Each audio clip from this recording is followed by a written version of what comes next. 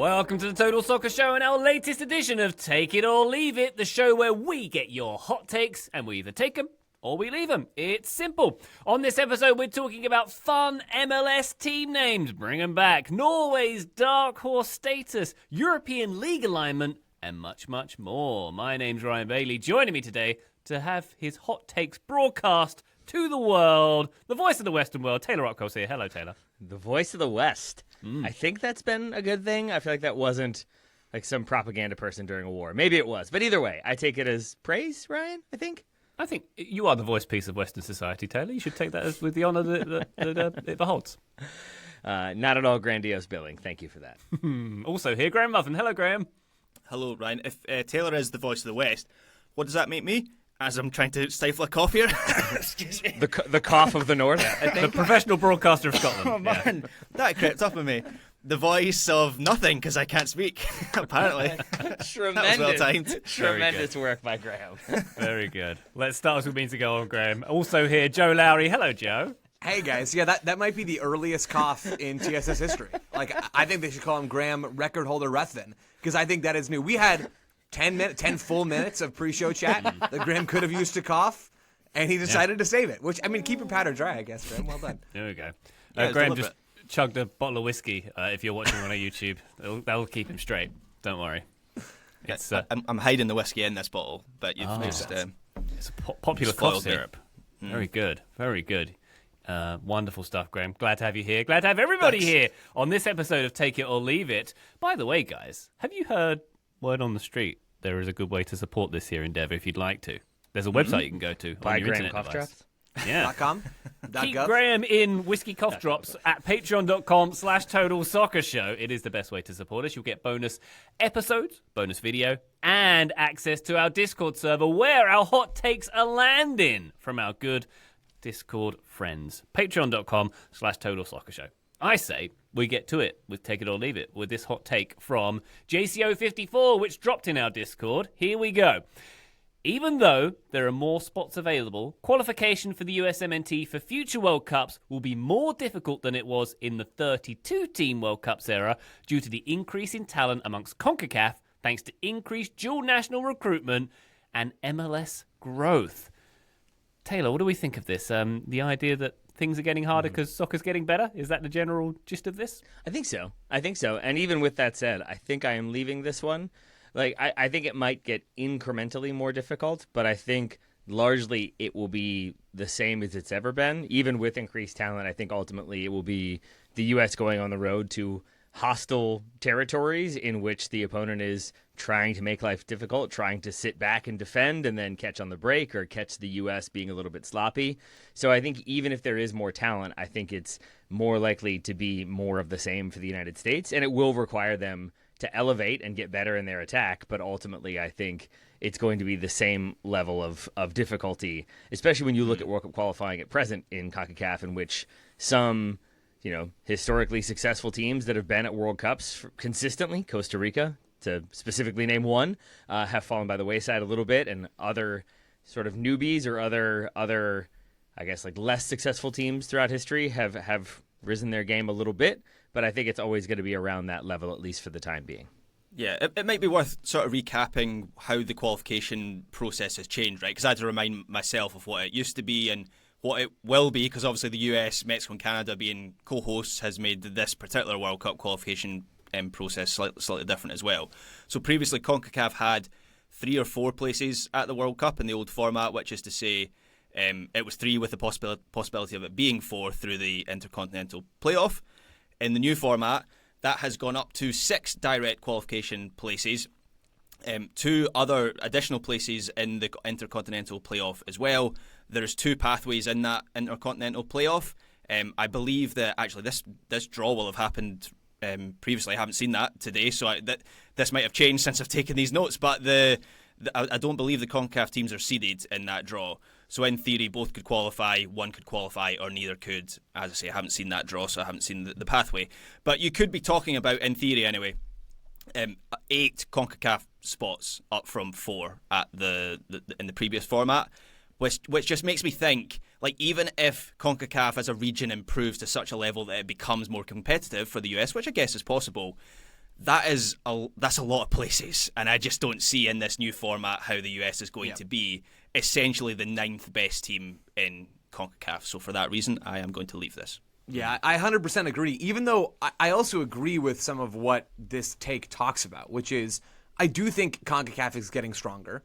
I also think, Taylor, you're right to note that teams like Costa Rica, or really just Costa Rica, we're just talking about Costa Rica, they were the next team, and they're not anymore, right? For a while it was the U.S., Mexico, and Costa Rica. Costa Rica effectively has been replaced by Canada in that trio, and now you have teams underneath them. Panama as well, I think, are stronger now than they've been before.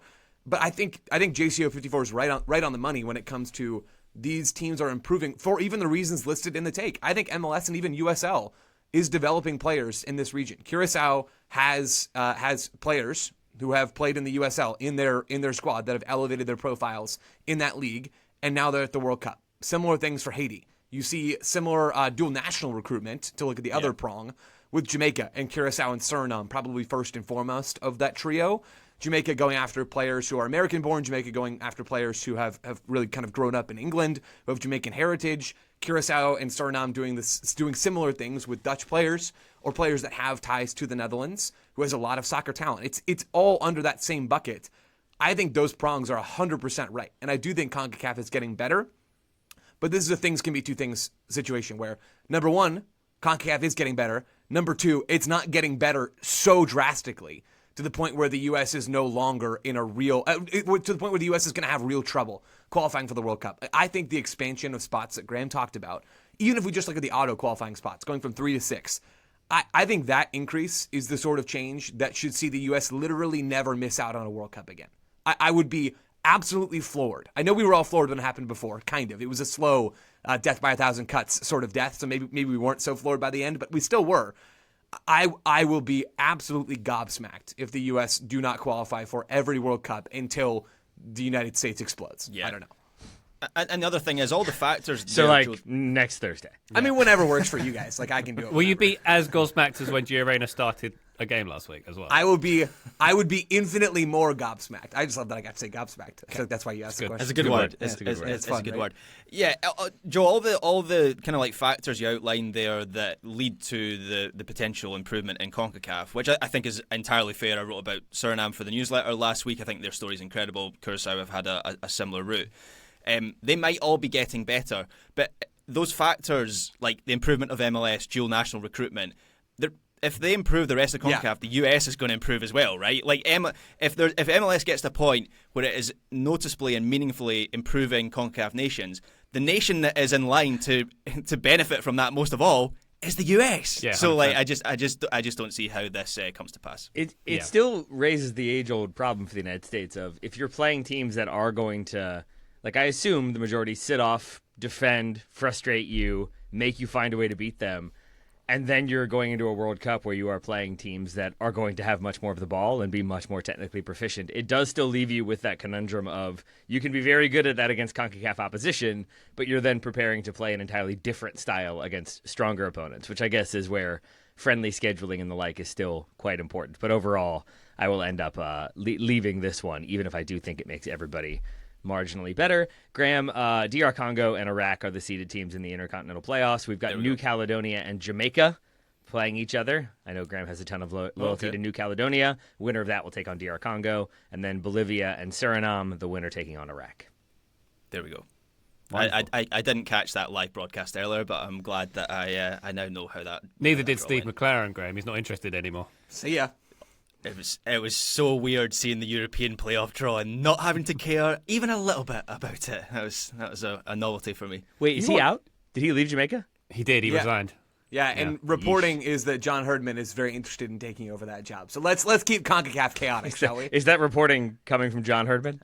I mean, from his AirPod. Perhaps indirectly. From the flesh-colored AirPod.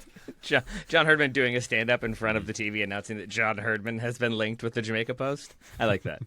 And Graham, we know you're lying about tracking the European playoff draw because you have your little Wales voodoo doll that you were stabbing all the way through it.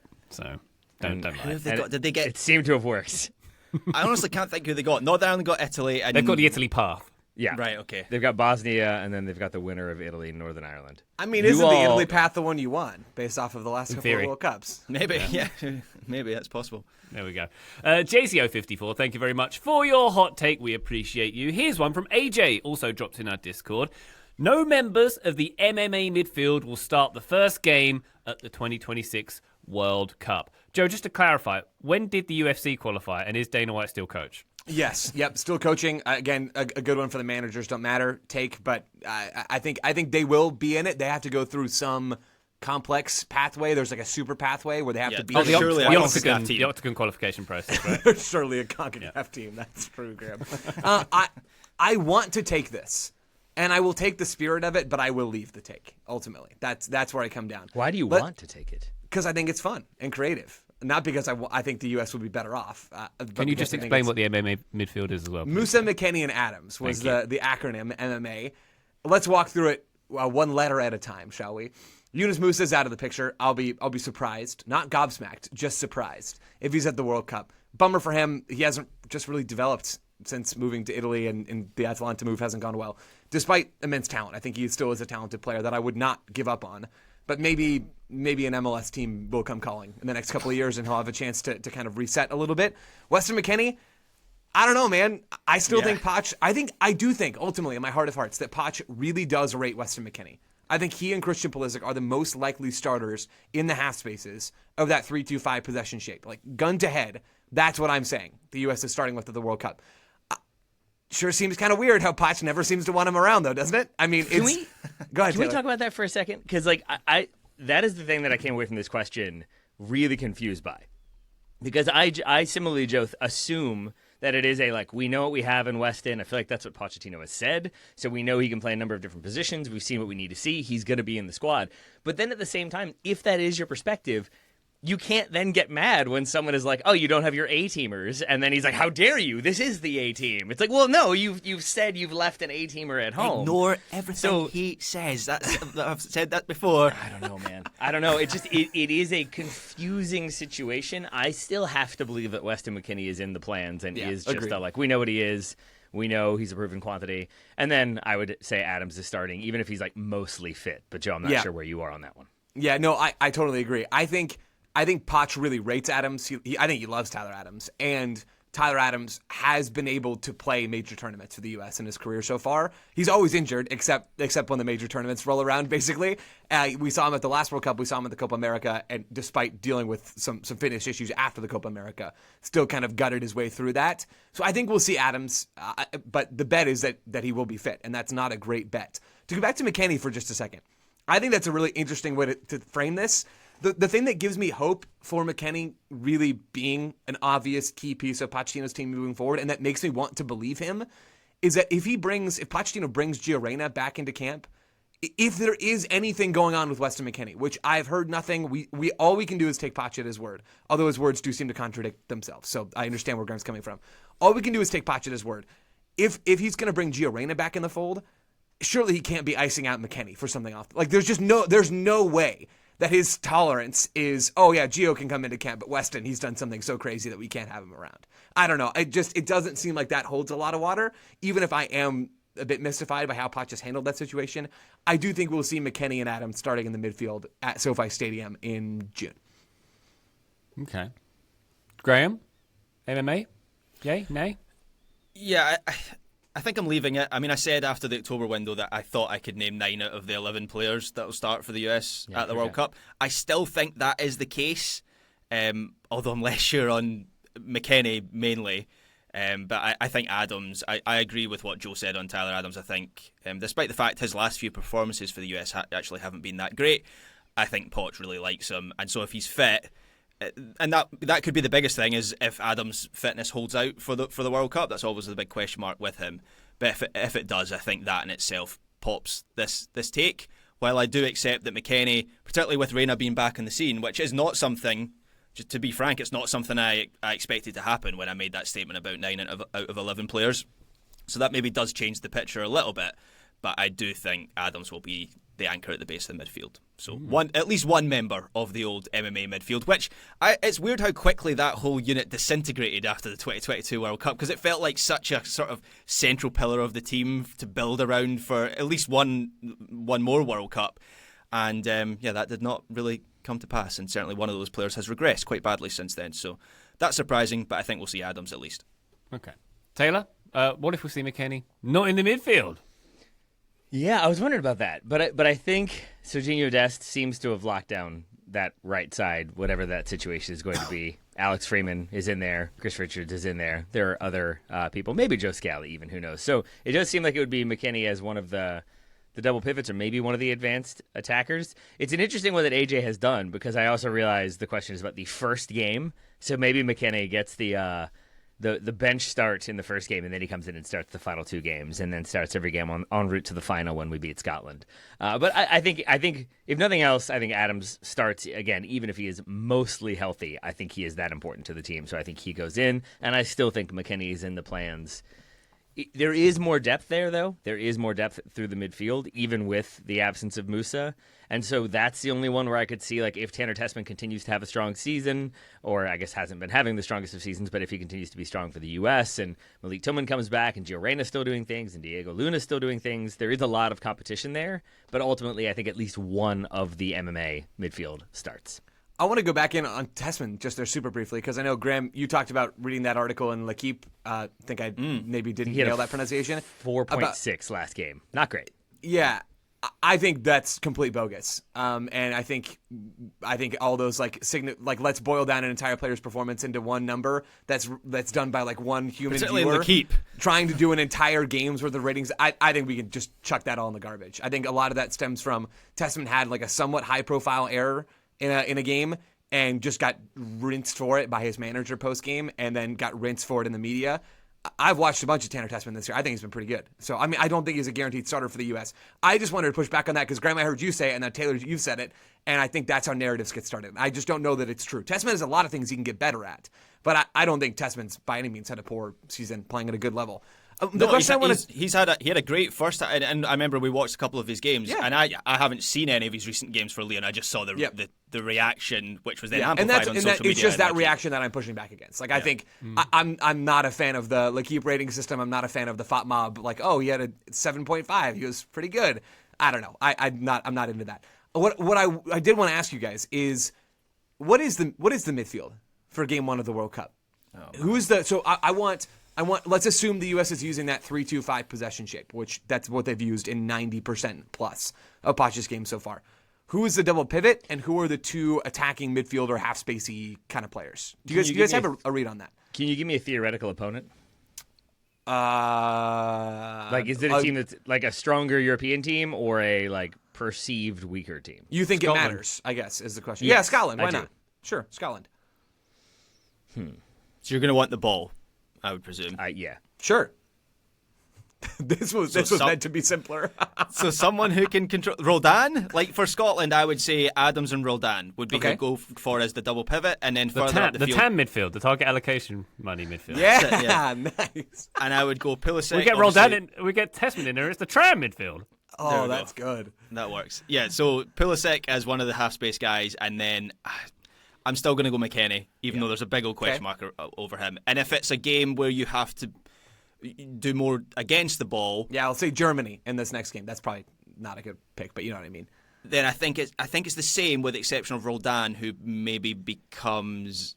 Oh man, that's tricky. I don't know. That might become McKennie against, if you're playing a stronger team. That might be McKennie and Adams with, I don't know, like Luna and Pulisic. I mean, wouldn't you have McKennie though? Well? Wouldn't you have McKennie higher against a team that's better than you, because you want another like steely body deeper in midfield? I don't know. So I guess I'm curious, Taylor, what do you think? So let's say a good team and a bad team. Let's just do it like that. So one team where you want to have the ball, one team where you don't want to have the ball. What does that midfield four look like in your mind?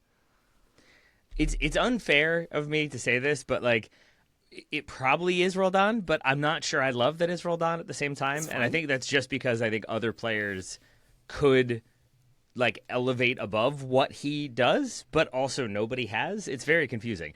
So I'll still say Adams. I think I think maybe Tessman if you're going to have more of the ball. And then right now I think it is McKinney and Pulisic. I'm not sure that's the smartest way to go, but I think that's what it is. If you're playing a team where you have to defend a little bit more. I just think like McKinney is that all-action sort of dynamo. That's why I drop him a little bit deeper. At the same time, that doesn't really give you the ball security, and it doesn't really give you the positional solidarity you might need. So I don't know. That one is trickier against a stronger opponent. Graham wanted to say Johnny Cardoso, I think, just to throw him. I could tell. Yeah, it was bursting at the seams to be able to say that. I'm not ruling it out against if that first game is against a France or a Germany or something. I think Poch has wanted to try Johnny out. He just hasn't been able to. So his future player at Atleti. Yeah. Maybe so. It's destined to be. AJ, thank you very much indeed for your take. We take a quick break. When we come back, we're talking about MLS team names, league realignment in Europe, and much more. Hey, join us then. Total Soccer Show, welcome back to Take It or Leave It, or Tioli, as most of the cool kids are calling it. We have a hot take here from Keaton, a.k.a. the City of Nashville, on our Discord. MLS teams should have to have fun team names. No team names with just a city name plus SC or FC. And yes, I'm including Nashville, says the City of Nashville. I'm just trying hard to lean into... It's trying too hard, to lean into being European. I don't know who hurt MLS between 2012 and 2015, but we need to bring back the whimsy. Give me the Wizards, the Impact, the Metro Stars, the Burn. Down with generic, minimalist garbage. Graham, hard yes from me. I'm taking it. Yep. Is anyone going to disagree with this take? I think we might have a clean sweep of all four here because I am taking this all day long. And I'm actually quite serious about it as well. Like, it is more fun, but also, if we're talking about boring stuff like branding and marketing, I look at Inter Miami, which is the biggest global brand that MLS has right now and has ever had. And most of that is down to Lionel Messi, right? I'm not being silly about that. Some of that is down to the fact that they're called Inter Miami and they play in pink, which are memorable things and are like immediate indicators of that club, of that team. And I just think there's an opportunity for more teams to go down that route. I mean, there's some that I think makes sense. Like LAFC, I think works quite nicely because you've got the full like acronym of LAFC. I think that's one of the few exceptions where I think that works really well. Otherwise, like Ryan, Charlotte, where one of the names was it the Royals? The Charlotte Royals was one of the... I like that better than just Charlotte FC. So, and I think you look at some of the other American soccer leagues and what they're doing with names. Like Gotham is an incredible name for a New York team. Charleston Battery, Las Vegas Lights, Oakland Roots. All great names, in my opinion, that make them more memorable as brands and as teams. So, yes, taking this. Can I challenge your Inter Miami assertion? Sure. Is that whimsical enough? Shouldn't it be like the Miami Meth Gators or something? A bit more It's not whimsical. Yes. I like that. Yes, that. Let's Just a do gator that. wide-eyed with a knife. That's it. Yeah, I'm into it. I want to see what that meeting with Messi and his entourage went like. Yes, we're up for moving to Miami. What's the team name again? The Meth Gators. Well, the Miami, Florida man. Yeah, I like that. No, I hear what you're saying, Ryan. It's not very whimsical, but and maybe this is an English language sort of perception, but Inter Miami is a kind of a weird name. Like I remember when that was announced, and it was. Now we've just accepted it, and I don't think it's very weird. Nobody really remarks on it, but it's slightly unusual, and I think the fact it's not Miami FC or Miami United, which I know already exists in one of those teams, I just think that makes them more memorable. And the pink thing is really important.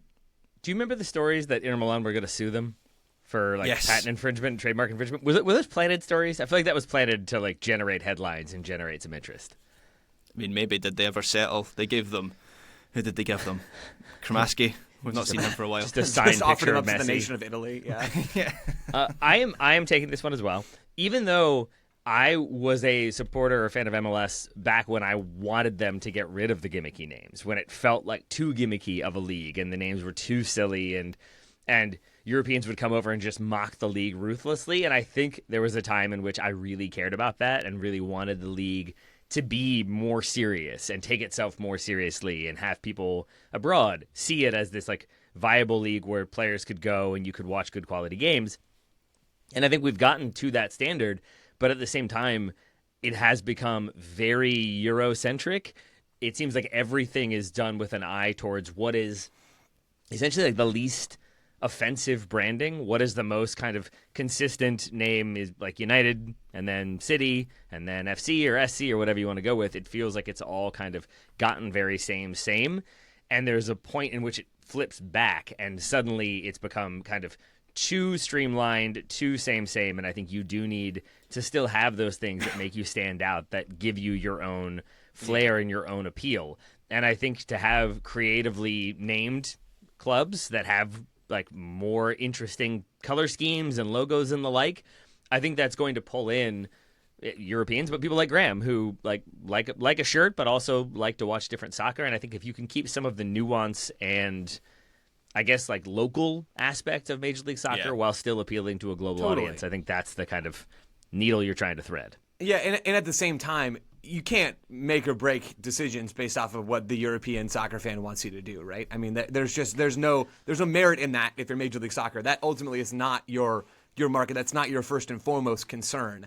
I think MLS has made too many choices based off of wanting to be globally relevant. And there's even a lot of backlash from fans perceiving that that's a reason why MLS has changed its calendar, which I don't think is true at all. It's not because they want to be European. It's because they want to tap into some of the same benefits that European leagues have. I think there's an important distinction there, especially when it comes to the transfer market.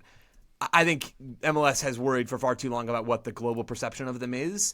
And the reality is you're just not going to win over everybody. Some people are always going to make fun of soccer in America because that's what they do. And no matter what you do, no matter how serious you are, how good your product is, those people are still going to call you stupid and dumb and like, you know, going to look down on you. That's just how it is. I take this also. The key, though, is you have to make the names good names. And then you also have to do the work to make the brand association a positive one. What was it, New York, New Jersey Metro Stars? That's a horrible name. That should never have been a thing. That is a awful, awful name for a soccer team because it sounds dumb. There are probably some other early MLS names that needed to go away or that should never have existed to begin with. Montreal Impact is a great name. I think that should have stuck around. CF Montreal is absolutely lifeless. I think it was perfectly fine to have to have the Montreal Impact. But make the names good names. The LA Galaxy is a great name for a soccer team. It's fun, it's cool, it has legitimate ties to what the club has wanted to be for most of its existence, which is a club full of stars. It's a great name. It is like one of the best soccer team names or sports team names in existence. And they have been the most successful club in MLS history. So their name is tied to that success and to the club, and people around the world think positively about it in a large sort of general sense. The Seattle Sounders rules. It's a great name. And people don't make fun of it, by the way, in the same way they make fun of some of the other ones, because it doesn't suck, and because the Sounders haven't sucked. So when your team is good, people will associate positive things with your name, as long as the name isn't really dumb and horrible. So I'm totally for this. Doesn't the Sounders name only exist because like fans wrote it in? Like, didn't they try to do something else, and fans were like, no, we're going to be the Sounders. You cannot remove that. Sounder? I feel like that is definitely a thing that happened, and that that's a great example, Joe. I feel like MLS in its earlier days was like a frat boy that jumped off the roof of the house and got a Sublime tattoo while blackout drunk, and now they drive a responsible sedan and they wear a Navy suit to work, and you should take them seriously. And I feel like you can have a kind of middle ground in between the two where they're a little bit crazy, but they're also a little bit serious. And I think that is the avenue I would like them to pursue, unlike Graham, who wants just, I think, full-on Sublime tattoos everywhere. He's got like 3 or 4, so I guess adding one more wouldn't be a problem. Yeah, I'll show you in the Patreon later. Yeah, you Keep will. that behind a paywall. Ryan, a sound. Surely it's related to like the sea, right? Like the sound. Yeah, because they have a bunch of sounds in, or one sound. I don't know geography, but they have a sound in Seattle, and so then they become. There's like sound airplane noise. There's car noise. Any sound, right? Any sound. Okay. I think it also might be something pig related, which I assume is not what they're going for. But Maybe it's the sound of a fresh Starbucks coming out of the machine. They just Your favorite Oh, not sound, the Starbucks locations themselves growing out of the ground. My bad. I misunderstood. Growing out the And sound. their favourite sound is ka-ching! $7, please. Oh boy. Okay, so which of the FC, SC generic named MLS teams will be the first to switch to a more MLS 1.0 name, if that is a thing that's going to happen? Will it be the Orlando Disney Fast Passes or something like that? What do we think? I mean, given how much they've already alienated their fan base, Abolished. and given the person in charge in that city, like, I wouldn't be wholly surprised if DC United just went all in and was like the DC Donalds. Like that seems like a good way to just further drive their fan base insane. So, why not go that route? Yeah. I mean, I think like Sporting KC, I wouldn't hate, because I feel like occasionally do they wear like the Wiz jerseys, or they still have like they had a Wizard limited edition branding. one, You could go back to that. I always thought that was enjoyable with the cauldron and whatnot. So like I wouldn't hate if it was even just like a throwback season. The sprint season could be the throwback season. Everybody rebrands for a half a season. Who says no? Don Garber and the rest of MLS? Okay, fine. Yeah, I think the sad reality is the teams won't change back. I think that ship has sailed, and there's not a real reason for them to change. When you think about how Graham already granted an exception that I would also grant to LAFC, not because LAFC is a great name, but it sounds pretty good. It's not especially creative, but it sounds good, and the team is good, and so we associate good, serious, like star powered soccer with LAFC. NYCFC also kind of rolls off the tongue, despite the club wanting to push back on that being what people refer to them as, and just wanting to be New York City. It rolls off the tongue, but NYCFC don't have a super positive brand association at this stage. So you can have whatever name you want, I suppose, as long as it's not terrible. You can have whatever name you want. Just run your team like a serious, ambitious sort of project, and I think people will be attracted to that. Yeah, and the worst, Taylor, the worst name in MLS is not even one of the generic ones. It's actually one of the original European ones, which is Real Salt Lake, which I love the origin story of it. I've read it a million times, but in 2025, still quite silly, to be honest. But I don't even know. What's the origin story? Well, I mean, as far as I'm aware, the origin story is they thought, or they were trying to, or they were close to a partnership with Real Madrid, and so as part of that process, they named themselves Real Salt Lake, and that partnership did not come to pass. Jumped the gun a bit there, huh? Yeah. Yeah. But now it represents them as the only city in the United States with a grid traffic system. I knew you were going to say that. Yeah. I mean, I think if they're going to go with that, because that is in relation to the Mormon temple, right? There, or the I forget if Mormon is like the Latter-day Saints temple. I think that's what that grid is about. So like they could do that. They could do the Salt Lake Saints. No, Charlotte could be the Charlotte Bankers. Atlanta could be the Atlanta Big Boys from Outcast. I want that one. The Atlanta Big Boys is the team I want to root for. Yeah. It is painful when you go through some of the FCs and SCs and the cities they're from and all the cultural things they could draw upon, like San Diego, Nashville. There's surely so many names they could have had that were more exciting than what they came up with. Very good. I was thinking the San Diego 75s, because that's the temperature it is there all the time. Sounds nice. Yeah, see? Couldn't complain. There we go. We could do this all day, but let's say thank you very much to Keaton, a.k.a. the City of Nashville. We appreciate your hot take.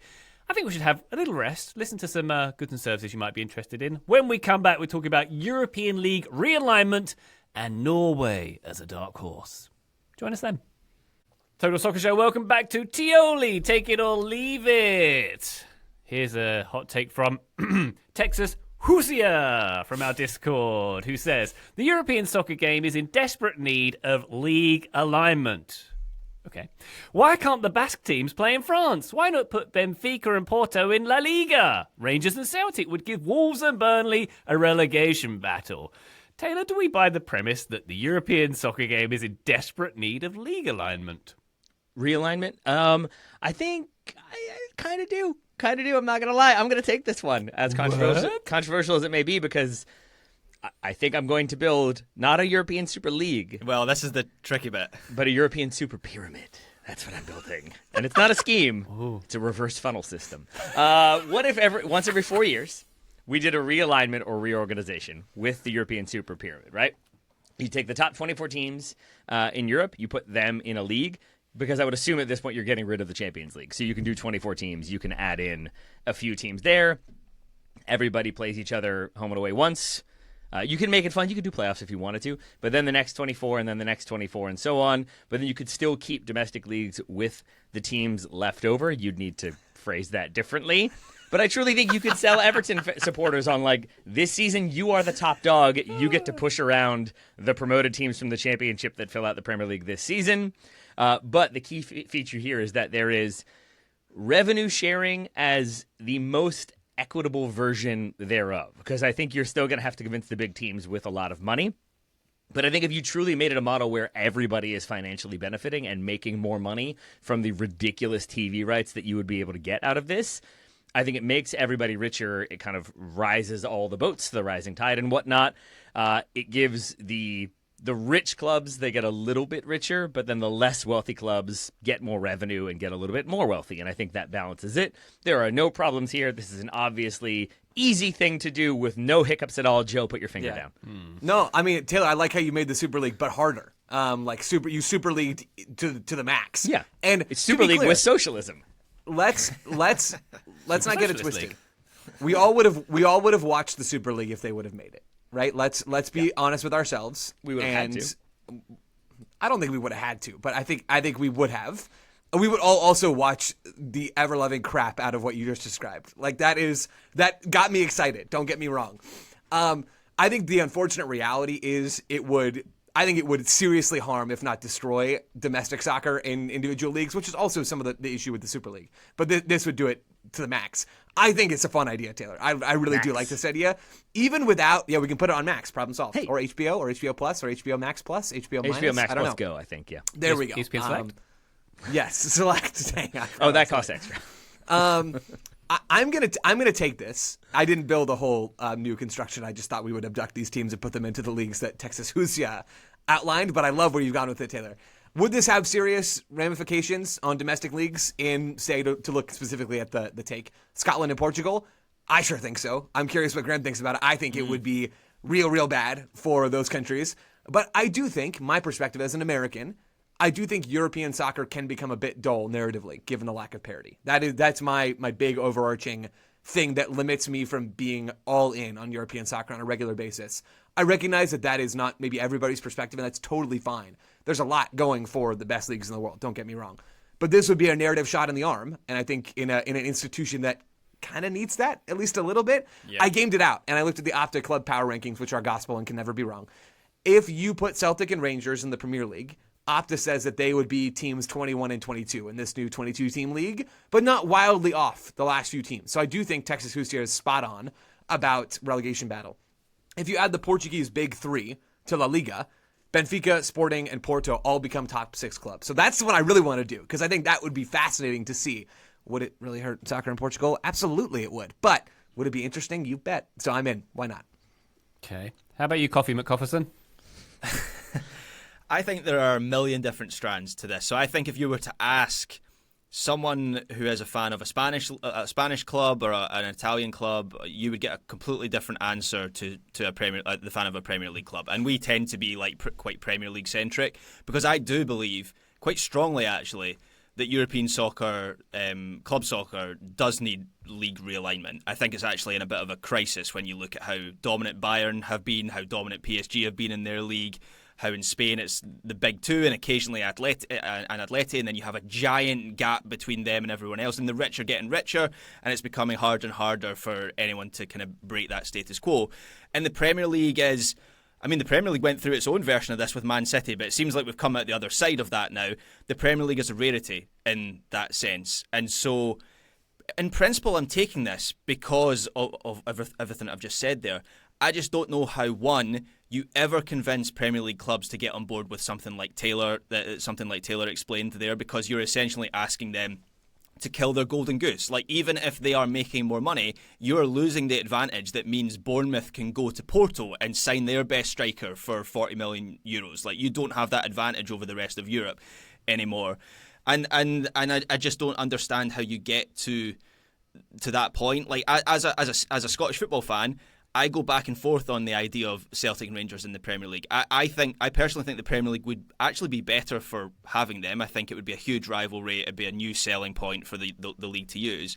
And sometimes I think it would invigorate Scottish domestic football to not have them in the league system anymore. I also would have a huge fear that it would make us a genuine backwater as a soccer nation. And so I think if you were to have a vote among... Would make? Yeah, more so, you mean. How vicious. Man, we did all our Scotland love. Yeah, I mean, is this readdressing the balance now?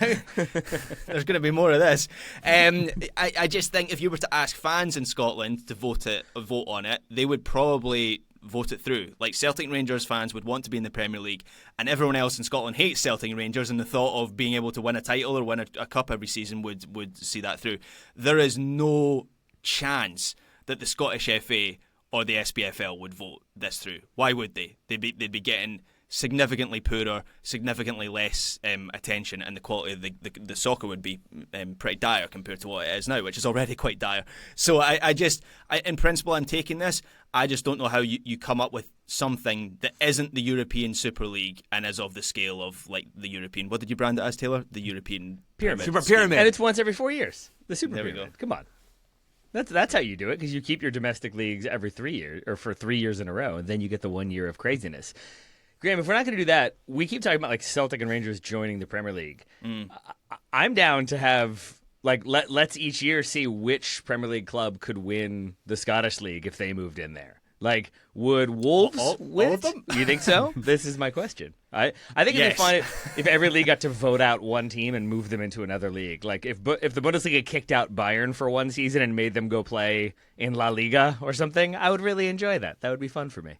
Like a sort of Copa America Invitational sort of system. Where, Let's get Qatar in there. Qatar would Why be not? involved, yeah. Yeah, Oh, yeah, man, there it yeah. is. Grim, would Scottish football fans who aren't fans of Celtic and Rangers root for that Premier League club to beat Celtic and Rangers to the title? Oh, yes. Okay. 100%, yeah. Like, there's no collective. I think it's quite interesting how. Maybe I'm misreading this, actually. Maybe I've got this wrong. But I feel like when MLS teams are in CONCACAF Champions Cup, or when there were MLS teams in the Club World Cup in the summer, there was almost like a collective backing behind those teams to an extent, of course. Yeah. That just does not exist in Scotland. Like, we want to see. I think I'm a bit of an exception because I think I care about things like the coefficient and how people see our league, but generally people want Celtic and Rangers to get embarrassed in European competition. But in the scenario Joe's proposing, you'd rather be dominated by the English than have Rangers or Celtic win. Yes, that's right. Wow. I mean, Fascinating.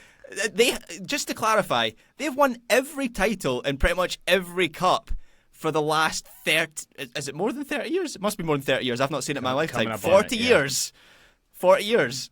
So, yes, I would. I'd quite like to see them getting thumped at Old Trafford 10-0. We get it. Your league's a joke, but it doesn't mean you want to have an English team. But our national team, no longer a joke. And that's the important For thing. now. For now, yeah, for the next 6 months. The other reason why the European Super Pyramid appeals to me is a very selfish one. But I would just enjoy if you made it all one, like gigantic structure where you've got Arsenal playing, I don't know, well, I guess not Moscow these days, but like I would enjoy the complaints about like, how are we supposed to handle that travel? And it's like, that's Seattle to Dallas, baby. Like if we got to figure it out, you all got to figure it out. Have fun. Yeah, very good. Texas Hoosier, thank you very much indeed for your hot take. One more for this episode from Cooper, who says Norway should be considered a dark horse favourite to make a deep run in the World Cup. Joe, are Norway a dark horse favourite? Dark horse favourite sounds like a contradiction in terms, but a dark horse, shall we say? What do you think? Like one of the big shrimp, one of those. Like one of those. You know, you can't have a big shrimp. Yeah, I'm strong taking this. Strong taking this. I think Norway are a scary, scary good team. The only thing, and Cooper does say in his take that we shouldn't quibble with the semantics. I'm going to quibble with the semantics. Can they even be considered a dark horse, given how they just absolutely sprinted through? Okay, as long as we think they can be, absolutely yes. I am terrified of what Norway can do at this World Cup. Yep. Yes, a lot of that's around Erling Haaland, who is a singular soccer player. Like nobody plays the game like he does.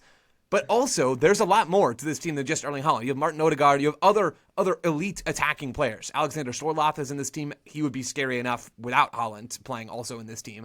Strand Larsen. You have Oscar Bob. Love of my life, Oscar Bob. You have Nusa as well for Leipzig, right? I mean, it's scary, the attacking talent that they have. And then also, it's not like they're just a totally lopsided team. They have a capable spine of Christopher Ayer in the back line, other Premier League players in their kind of back, I guess it would be back six if you count the double pivot and the midfield, the back four and the goal. I mean, they have so much quality in this team, and the way they can beat you is different from, I think, how any other team on the world can beat you, because Haaland is a differentiator in that way, not just because of his talent, but because of the things that he allows you to do tactically. I would not be surprised if Norway are in the semifinals of the World Cup. Semi-finals? Yep. Yeah. I actually agree with that. I think they are a scary good team. I still think they are absolutely a dark horse, because if they were to win the World Cup, that would be like the biggest outsider. It'd surely be the country with the smallest population in the modern age. Like Uruguay obviously won the first one, but that was a long time ago. It would still be a big surprise in that sense. So I absolutely have them as dark horses. The only thing is, I think everyone is going to pick them as a dark horse next summer, and the law of Turkey means that they're automatically going to have a bad tournament because of that. So sorry, Norway, you've been cursed. Yeah, I do think if like Holland isn't there, you're right, Joe. They've got Sorloth, they've got Strand Larsen, but Holland is just such a physical specimen and such a unique player to have to deal with. And if you are Curacao and you draw Norway, buckle up because Holland had 16 goals considered that. Oh man, yeah, buddy, 16 goals in 8 qualifying games. The next closest in the group was 3 players on 5 goals, 2 of whom were Norwegian. So I do think they're going to score plenty of goals. They scored 37 while only conceding 5. There's plenty of reason to get hyped around Norway, but I do think if they don't have Holland, some of that hype falls off.